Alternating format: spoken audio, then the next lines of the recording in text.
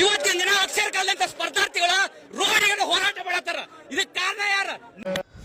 ಸ್ನೇಹಿತರೆ, ನೀವು ಕೂಡ ನೋಡ್ತಾ ಇದ್ದೀರಿ ಈ ಒಂದು ಹೋರಾಟವನ್ನು. ಏನಪ್ಪ ಅಂತಂದರೆ, ಸಾಕಷ್ಟು ದಿನಗಳಿಂದ ನೇಮಕಾತಿಗಳು ನಡೆದಿಲ್ಲ. ಸುಮಾರು 3-4 ಬಾರಿ ಕೂಡ ವಿದ್ಯಾರ್ಥಿಗಳ ನೇತೃತ್ವದಲ್ಲಿ, ಒಂದು ಸಂಘಟನೆಗಳ ನೇತೃತ್ವದಲ್ಲಿ ಈಗಾಗಲೇ ಹೋರಾಟ ಕೂಡ ನಡೀತು. ನೋಡಿ ಸ್ನೇಹಿತರೆ, ಇವತ್ತು ಧಾರವಾಡದಲ್ಲಿ ಯಾವ ರೀತಿಯಾದಂಥ ಒಂದು ಪ್ರತಿಭಟನೆ ಕೂಡ ಇಲ್ಲಿ ನಡೆದಿದೆ.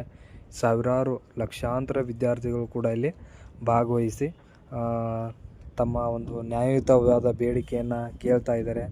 ಎಷ್ಟೋ ದಿನಗಳ ನಂತರ ಕೂಡ ನೇಮಕಾತಿ ಆಗುತ್ತೆ ಅನ್ನುವಂಥ ಒಂದು ಭರವಸೆಯಲ್ಲಿ ಇವರು ಸಾಕಷ್ಟು ಕೆಲಸ ಕಾರ್ಯಗಳನ್ನು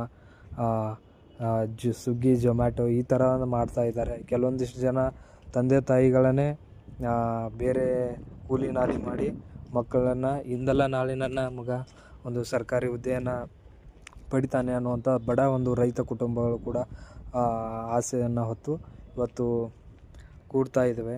ಸಾಕಷ್ಟು ಹಿಂದೆ ನಾವು ಕೂಡ ನೋಡಿದ್ದೀವಿ,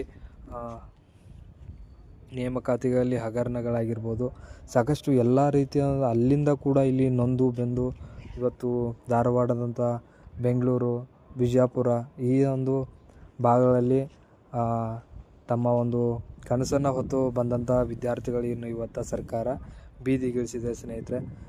ಮತ್ತು ಅಷ್ಟೇ ಅಲ್ಲ, ಈಗಾಗಲೇ ನೇಮಕಾತಿಗಳು ಪ್ರಾರಂಭ ಮಾಡ್ತೀವಿ ಅಂತ ಶಿಕ್ಷಣ ಸಚಿವರು ಕೂಡ ಭರವಸೆಗಳನ್ನು ನೀಡಿ ಯಾವುದೇ ಭರವಸೆಯನ್ನು ಕೂಡ ಸಾಕಾರಗೊಳಿಸಿಲ್ಲ. ಬರೀ ಸುಳ್ಳು ಭರವಸೆಗಳನ್ನು ಕೊಡ್ತಾ ಅವರ ಬಾಯಲ್ಲಿ 10,000 20,000 ಶಿಕ್ಷಕರ ನೇಮಕಾತಿಗಳನ್ನು ಕೂಡ ಮಾಡಿಕೊಂಡಿದ್ದಾರೆ.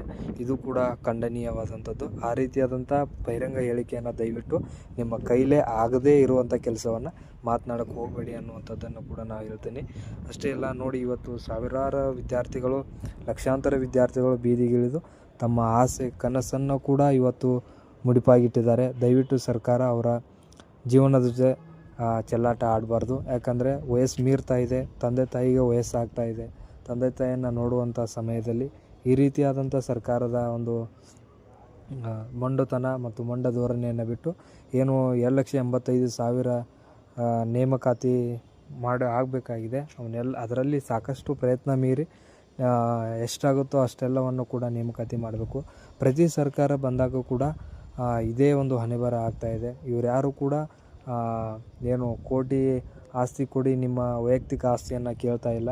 ನಾವು ಓದಿದ್ದೀವಿ, ಸಾಕಷ್ಟು ತಂದೆ ತಾಯಿ ಕೂಲಿ ನಾಲಿ ಮಾಡಿ ನಮ್ಮನ್ನು ಓದಿಸಿದಂಥ ಒಂದು ಅವರ ಕನಸಿಗೆ ಒಂದು ಬೆಲೆ ಕೊಡಿ ಅನ್ನುವಂಥ ಒಂದನ್ನು ಮಾತನ್ನು ಕೂಡ ಹೇಳ್ತಾ ಇದ್ದಾರೆ. ಆದರೆ ಅಲ್ಲಿರ್ತಕ್ಕಂಥ ಸಿಬ್ಬಂದಿಗಳಾಗಿರ್ಬೋದು, ಸರ್ಕಾರ ಆಗಿರ್ಬೋದು, ಒಂದು ಪ್ರಜಾಪ್ರಭುತ್ವದಲ್ಲಿ ಇರುವಂಥ ನಮ್ಮ ಹೋರಾಟದ ಹಕ್ಕನ್ನು ಕೂಡ ಕಿತ್ಕೊಳ್ಳಿಕ್ಕೆ ನೋಡ್ತಾ ಇದೆ.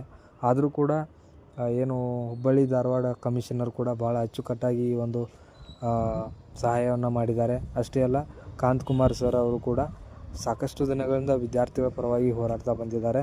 ಅವರ ಹೋರಾಟ ಇನ್ನೂ ನಿರಂತರವಾಗಿರಲಿ. ಸಾಕಷ್ಟು ಬಡ ವಿದ್ಯಾರ್ಥಿಗಳ ಪಾಲಿಗೆ ಇವತ್ತು ದೇವರ ಸ್ಥಾನದಲ್ಲಿ ಕೂಡ ನಿಂತಿದ್ದಾರೆ. ನಿಜವಾಗ್ಲೂ ಸರ್ಕಾರ ಈ ಒಂದು ವಿದ್ಯಾರ್ಥಿಗಳ ಪರವಾಗಿ ನಿಲ್ಲಬೇಕು ಮತ್ತು ಎಲ್ಲ ಒಂದು ನೇಮಕಾತಿಯನ್ನು ತಕ್ಷಣವೇ ಜಾರಿಗೆ ಬರುವಂತೆ ಪ್ರಾರಂಭಿಸಬೇಕು ಅನ್ನುವಂಥದ್ದು ಕೂಡ ಎಲ್ಲ ವಿದ್ಯಾರ್ಥಿಗಳ ಆಗ್ರಹವಾಗಿದೆ ಸ್ನೇಹಿತರೆ.